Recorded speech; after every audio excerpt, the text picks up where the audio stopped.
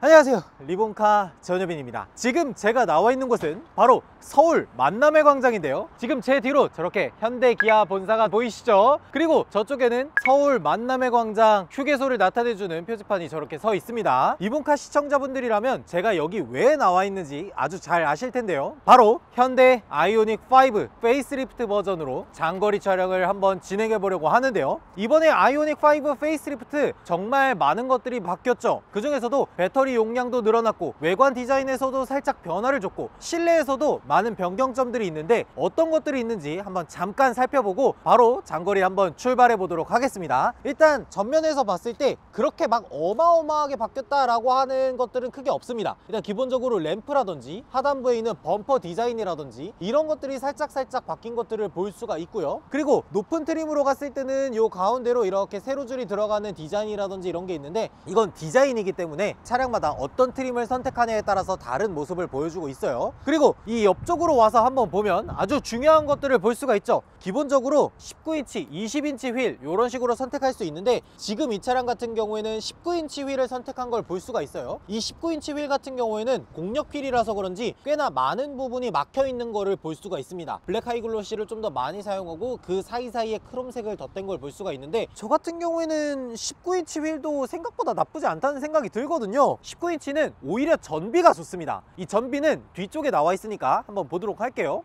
여기 에너지 소비 효율 등급을 한번 보면 복합 연비는 5.1km/kWh가 나오고 총 1회 충전 시 주행 가는 거리는 478km입니다. 아이오닉 5 같은 경우에는 총 2번의 배터리 용량 업그레이드가 있었죠. 처음에는 72.6이었다가 연식 변경을 하면서 77.4가 됐고, 그리고 지금 페이스리프트를 하면서 84kWh로 배터리가 크게 증가한 건데요, 그러면서 기존에 있었던 주행 가는 거리보다 좀 크게 늘어나서 19인치 휠에 빌트인 캠이 빠진 모델 같은 경우에는 485km를 한 번 충전으로 주행할 수가 있습니다. 근데 이 차량 같은 경우에는 빌트인 캠까지 모두 들어간 사양이기 때문에 아무래도 그것보다는 주행 거리가 다소 준 모습을 볼 수가 있어요. 그래서 도심 연비는 5.6, 고속도로 연비는 4.5km/kWh인데 저희가 고속도로를 주행할 예정이거든요. 그것도 400km 넘게. 그러다 보니까 이게 가능할까 싶은 생각이 들기도 해요. 왜냐면 저희가 내려가는 거리가 서해안 고속도로이기 때문에 110km 속도로 놓고 갈 예정이거든요. 근데 전기차는 100km 이상의 속도로 달리기 시작하면 급속도로 전비가 나빠지기 시작합니다. 그렇기 때문에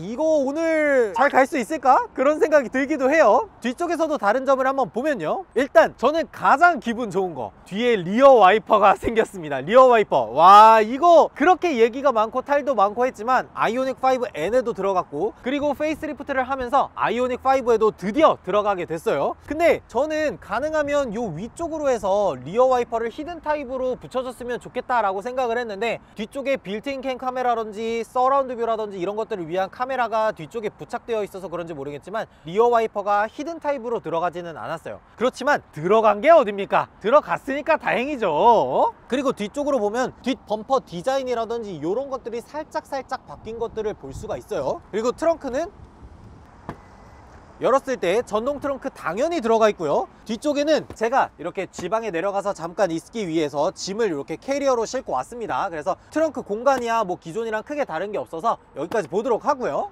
자, 그러면 이제 고속도로를 한번 출발해 보도록 할 텐데 저희가 지금 가려고 하는 곳이 여수거든요. 여수 고속도로를 한번 찍어 보니까 400km가 넘는 거리가 나오던데 84kWh를 kWh당 4.5km를 갈 수 있다고 치면 378km 밖에 안 되거든요. 400km를 넘게 가야 되는 여수인데 이게 가능할까 싶거든요. 아주 쫄리는 상황인데 저희가 지금 이 차 100%까지 완전 충전을 해서 가지고 왔으니까 여수까지 가면서 전비는 얼마나 나오는지, 그리고 페이스리프트로 바뀌면서 승차감이라든지 이런 것들은 좀 어떻게 바뀌었는지, 인터페이스도 꽤 바뀌었고 실내 인테리어도 바뀌었는데 그런 것들은 어떻게 바뀌었는지, 충전 속도는 얼마나 나오는지 이런 것들까지 자세하게 한번 말씀드릴 수 있도록 하겠습니다. 가시죠. 네, 저희 이제 여수까지 한번 출발해 보려고 하는데요. 배터리가 저희가 100% 모두 충전을 해 왔는데 지금 99%가 됐어요. 이거는 살짝 아쉽긴 한데 지금 일단 여기 충전 정보들 모두 초기화 해 주도록 할게요. 그래서 충전 후 정보 모두 초기화하고 누적 정보 모두 초기화해 주도록 하겠습니다. 그리고 현 주행 정보 여기까지 모두 초기화를 해서 출발을 하도록 할게요. 그리고 지금 주행 가는 거리 508km 주행 가능하다고 하고 배터리는 99% 충전이 완료됐어요. 그리고 외부 온도는 지금 18도입니다. 봄, 가을 이럴 때 전비가 제일 잘 나오다 보니까 아무래도 지금이 제일 좋을 것 같아요. 그리고 목적지까지는 지금 서울 만남의 광장에서 여수 끝까지 도착하는데 361km 걸린다고 합니다. 그래서 12시 36분에 출발하는데 5시 19분에 도착한다고 하니까 꽤 걸리는 거리죠. 고속도로 공인연비는 한 380km 정도 가면은 84kWh 배터리를 모두 쓴다고 하는데 이거는 배터리를 얼마나 쓰는지 저희가 주행을 하면서 천천히 한번 말씀드리도록 할게요. 그리고 공조 같은 경우에는 실내에만 있다 보니까 아무래도 좀 더워요. 그래서 이거는 23도에 오토 2단계 이런 식으로 놓고 출발을 하도록 하겠습니다. 그리고 저희 가장 중요한 거 있죠. 일단 출발하기 전에 드라이브 모드는 에코 모드로 놓고 출발을 하겠습니다. 아이페달은 최대 맥스로 해서 놓고 다니도록 할게요. 아무래도 이 차량 같은 경우에는 2륜구동 차량이기 때문에 4륜구동에 비해서 주행거리적으로는 좀 더 길다는 게 장점이 될 수는 있을 것 같아요. 물론 4륜구동 같은 경우에는 출력이 325마력 그리고 2륜구동 같은 경우에는 후륜구동 기반 베이스로 230마력 정도를 간신히 내잖아요. 그렇다 보니까 회생제동이라든지 출력이라든지 이런 부분에서는 조금 딸릴 수가 있지만 아무래도 전체적으로는 출력을 적게 사용하다 보니까 총 주행 가는 거리에서는 조금 더 이득을 볼 수는 있겠죠. 그리고 출발하기 전에 저희가 세팅해야 될 거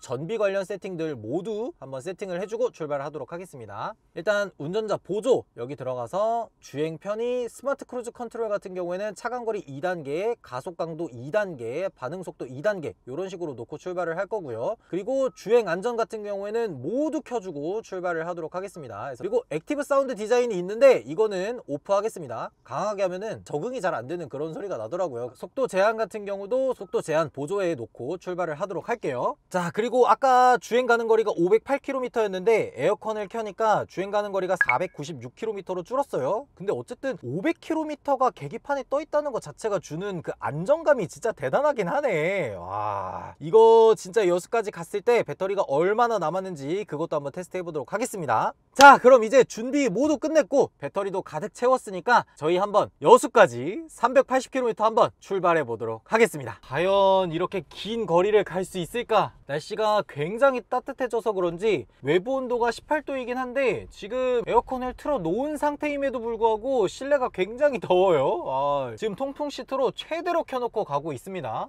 야, 이거 날씨가 이렇게 갑자기 더워져도 되는 건가 모르겠네.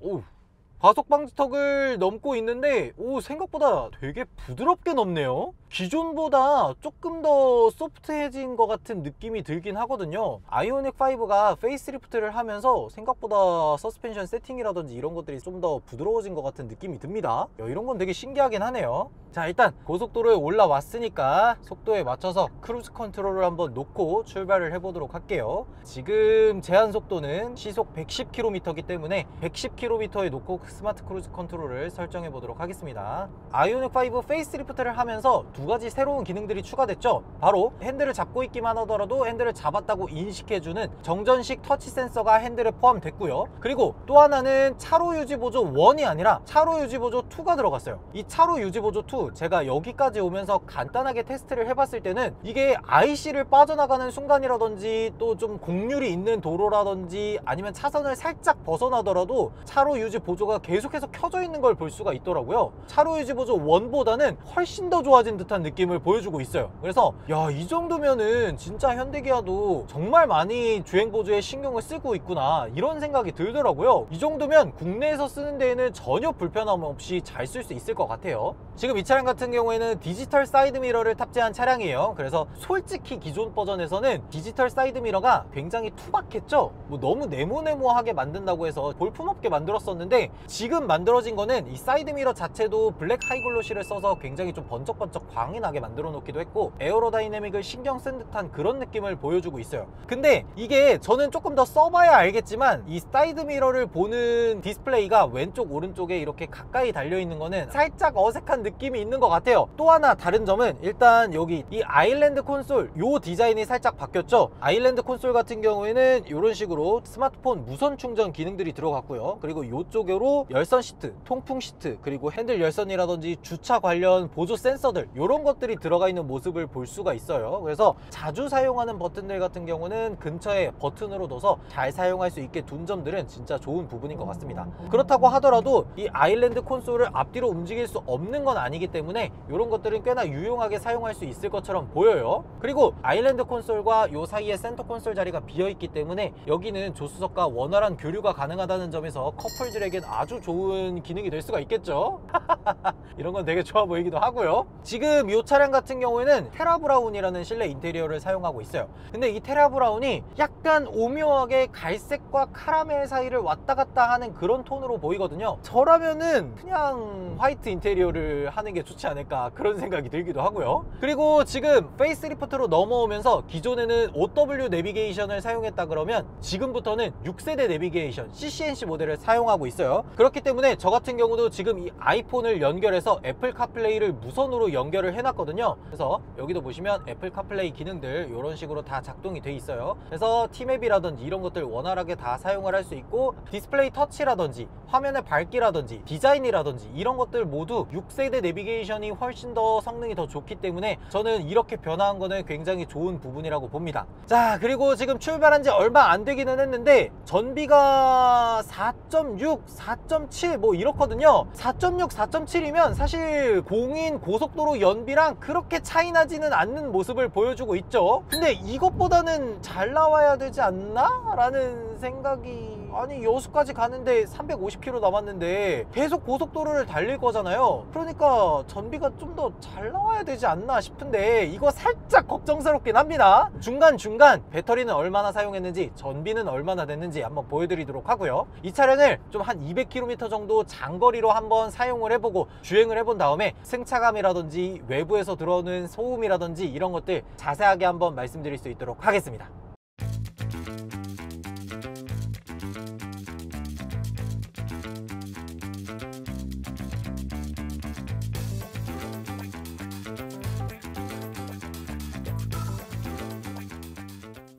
네, 저희 지금 벌써 전라북도까지 넘어왔습니다. 그래서 지금 여기 지도 한번 보면은 광주 위쪽 지금 임실 그쪽까지 왔어요. 그래서 목적지까지는 147km 정도가 남았고요. 그리고 지금 여기 한번 보면은 210.9km를 3시간에 걸쳐서 주행을 했어요. 그리고 남은 주행 가는 거리는 311km를 더 주행 가능하다고 합니다. 210km를 주행했는데 앞으로 311km가 더 주행 가능하다는 거는 총 520km를 주행이 가능하다는 거죠. 그리고 전비는 얼마나 났을까?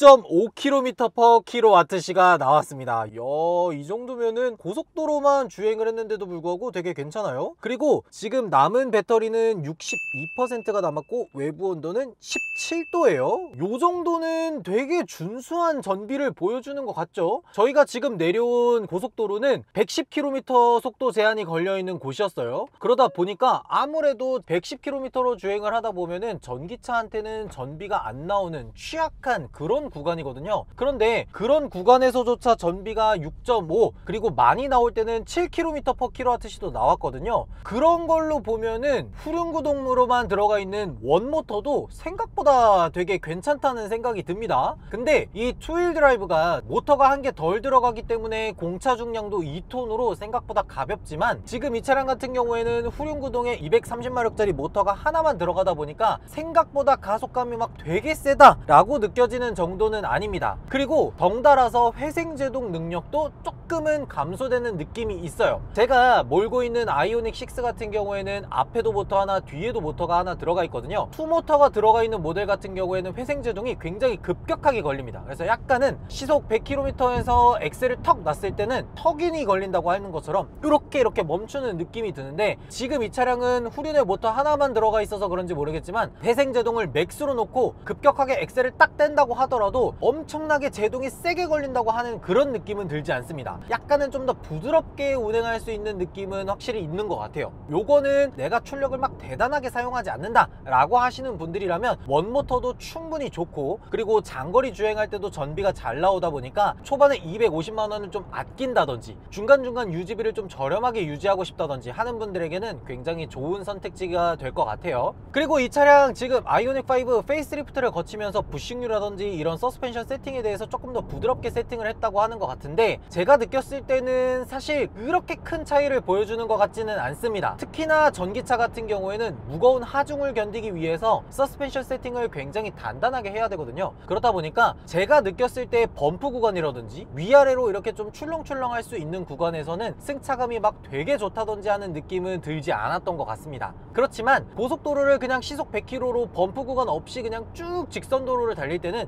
그때는 약간 양탄자를 탄 것 같은 그런 부드러운 승차감도 보여주는 것 같더라고요. 아무래도 무거운 하중을 견디기 위해서 단단한 승차감과 또 한국인들이 좋아하는 부드러운 승차감을 엮기 위해서 굉장히 고심을 많이 한 것 같다는 생각이 들었습니다. 디지털 사이드미러 관련해서는 제가 지금까지 한 3시간 넘게 운전을 하면서 고속도로도 써보고 뭐 IC를 빠져나간다든지 휴게소를 들어갔다 나온다든지 뭐 여러가지 상황에서 좀 써봤지만, 디지털 사이드미러가 저는 아직은 조금 어색한 것 같아요. 이 디지털 사이드미러가 차선 변경하고 그럴 때 타이밍을 어떻게 잡아야 될지 아직 감이 살짝 덜 오긴 하거든요. 이게 차선 변경을 할 때 내가 방향지시등을 넣게 되면은 빨간색으로 표현해주는 부분, 노란색으로 표현해주는 부분에서 두 단계로 나눠놨어요. 빨간색의 차가 있으면 차선 변경을 하면 안 된다, 노란색 선에 뒷차가 있으면 차선 변경을 해도 괜찮다, 이런 뜻인 것 같은데, 이게 살짝 운전자가 느끼기에는 적응 시간이 좀 많이 걸리는 것 같아요. 적응을 하면 편해진다라고 하긴 하는 것 같은데, 지금 상황에서는 막 그렇게 편하다라고 할 수는 없을 것 같습니다. 심지어 이게 옵션 값이 생각보다 되게 비싸거든요. 그리고 주차할 때도 제가 이 디지털 사이드미러가 생각보다 그렇게 편하진 않았거든요. 그래서 요거는 그렇게 추천드리는 옵션은 아닌 것 같아요. 자, 그리고 이 차량 보스 오디오 사운드가 들어갔잖아요. 그래서 보스 오디오 사운드 시스템 한번 테스트를 해보도록 하겠습니다.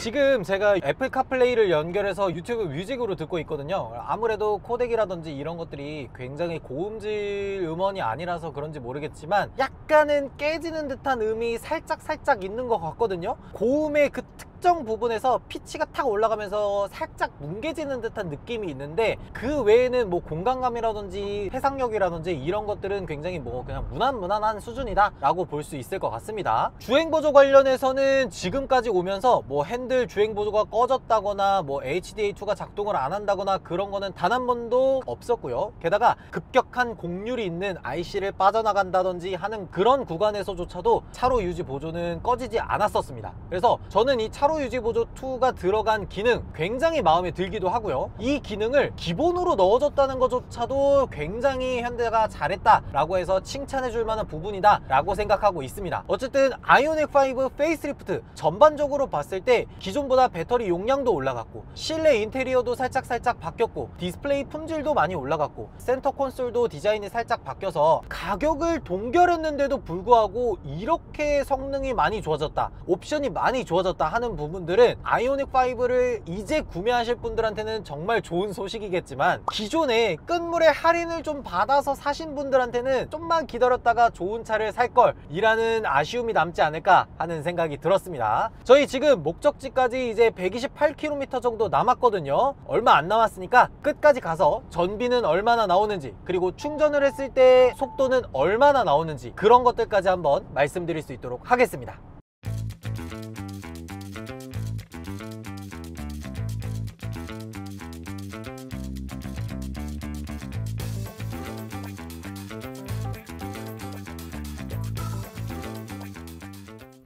드디어 여수에 도착을 했습니다.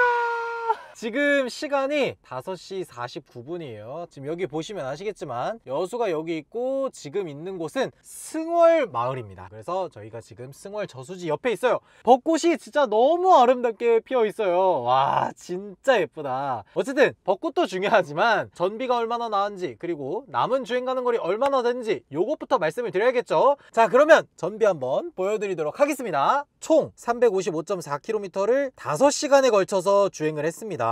그리고 남은 주행 가는 거리는 201km가 더 주행 가능하다고 해요. 그러니까 더하면은 556km를 주행을 할 수가 있다는 거죠. 와 이건 대단한데, 그리고 전비는 와 킬로와트 시당 7km가 나왔어요. 지금 외부 기온은 16도고 아직도 배터리가 39%가 남았습니다. 그러니까 총 100%로 출발을 했을 때 배터리를 60% 정도를 사용하고 350km를 온 거예요. 배터리가 용량도 커졌기 때문에 먼 거리를 주행하더라도 도착하고 나서 아직도 배터리가 많이 남았어요. 그렇기 때문에 와 진짜 페이스리프트 정말 잘했다. 그리고 투휠 드라이브이기 때문에 전비가 이렇게까지 나온 것도 진짜 모터가 하나 들어간 게 정말 힘이 컸던 것 같습니다. 모터가 2개 들어갔다면 전비가 이 정도로 나오지는 않았을 것 같아요. 네, 이렇게 아이오닉 5 페이스리프트 버전으로 장거리 주행을 한번 해봤는데요. 와, 장거리 주행을 해보니까 정말 이 차가 페이스리프트를 진행하면서 배터리 용량도 용량이거니와 실내 인테리어 등 상품성을 정말 많이 높인 그런 차라는 생각이 들었던 것 같습니다. 그리고 지금 중요한 거는 주행을 저희가 350km 정도 하면서 전비도 7km/kWh가 나왔고 아직도 남은 주행 가는 거리가 200km나 된다는 아주 중요한 사실이잖아요. 그리고 이 차량을 다시 한번 충전까지 해봐야겠죠. 충전하는 거는 저희가 영상을 미리 찍어 왔으니까 그 영상 한번 보고 오시죠. 네, 지금 충전을 하러 왔고요. 일단 충전 관련해서는 배터리 프리컨디셔닝 모드를 모두 켜놓고 왔습니다. 그래서 여기서 이렇게 사용을 누르더라도 이렇게 배터리 온도가 이미 최적화되어 있다고 나오고 위쪽 배터리 온도도 적합이라고 나와 있죠. 그리고 배터리 퍼센트 27%에 외부 온도 18도 이렇게 되어 있어요. 지금 주행 가는 거리가 130km라고 하는데 충전을 했을 때 속도가 얼마나 나오는지 한번 체크해 보도록 하겠습니다. 네, 이제 충전을 한번 해보도록 하겠습니다. 지금 여기 있는 이 충전기는 대형 채비에서 만든 포르쉐 전용 320kW짜리 충전기예요. 그래서 배터리가 27%일 때 속도가 얼마나 나오는지 한번 체크해 보도록 하겠습니다. 순식간에 150까지 올라왔어요. 와, 200까지 올라가네. 오, 더 올라가, 더 올라가. 아니 이런 속도로 충전되는 걸 저는 단 한 번도 본 적이 없거든요. 나는 아무리 빨라도 200kW 이렇게 안 나오던데 배터리 프리컨디셔닝이 돼서 그런지 모르겠지만 248이 나옵니다. 248. 차에서도 한번 확인을 해볼게요. 와, 250kW로 충전이 되고 있습니다. 250kW. 이야, 미쳤다. 13분 만에 80%까지 충전이 된다고 해요. 배터리 충전 정말 많이 좋아졌나봐요. 와, 320kW급 충전기였지만 어쨌든 250kW까지는 무난하게 충전이 됩니다. 이거는 진짜 대박이네요. 250 찍나? 250 할 수 있어! 야, 250kW로 충전을 하긴 하네요. 와, 진짜 대박이다. 배터리 용량이 커서 충전 속도가 느리다고? 충전 속도를 빠르게 하면 되지. 배터리 용량이 안 그래도 84kWh로 늘어났는데 그에 맞춰서 충전 속도도 늘어나니까 아이오닉 5 대박이네.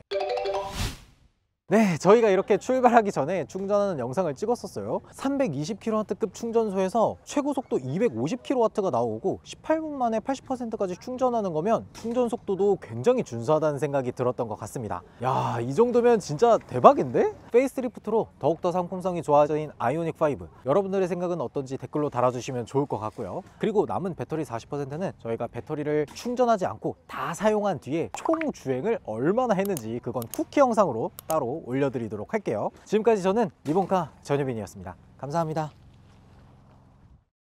와, 지금 558.7km를 10시간 21분에 거쳐서 뛰었는데 전비가 무려 7.3km/kWh가 나왔습니다. 야, 전비 진짜 미쳤다. 고속도로를 주행한 비율이 80%가 넘는데도 불구하고 전비가 이 정도 나왔다는 거는 확실히 배터리를 키우니까 주행 가는 거리가 확 올라갔다라는 느낌이 듭니다. 아직도 12km 더 주행 가능하다고 하는데 그럼 1회 충전으로 570km를 주행할 수 있다는 거잖아요. 공인 1회 충전 주행 가는 거리는 478km인데 그것보다 거진 한 8, 90km를 더 가는 모습을 볼 수가 있어요. 아직도 배터리가 2% 정도 남았는데 1회 충전 주행 가는 거리 극한의 테스트는 여기서 마치는 걸로 하고 일단 충전을 좀 해주도록 하겠습니다.